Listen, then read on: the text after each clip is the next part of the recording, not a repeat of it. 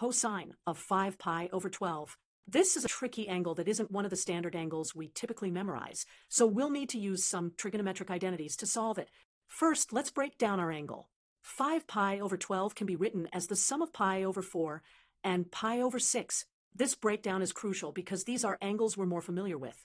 Now that we've broken down our angle, we can use the cosine of some identity. This identity states that the cosine of x plus y equals the cosine of x times the cosine of y, minus the sine of x times the sine of y.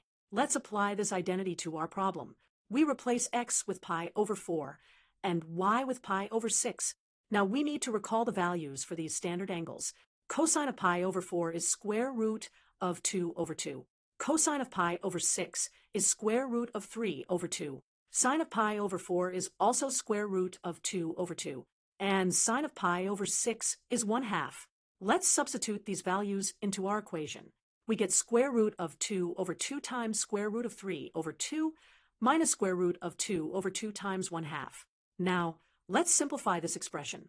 The first term becomes square root of 6 over 4, and the second term becomes square root of 2 over 4. And there we have our final answer. The cosine of 5 pi over 12 is equal to square root of 6 minus square root of 2 all over 4. And that's how we solve for the cosine of 5 pi over 12 using trigonometric identities and our knowledge of standard angles.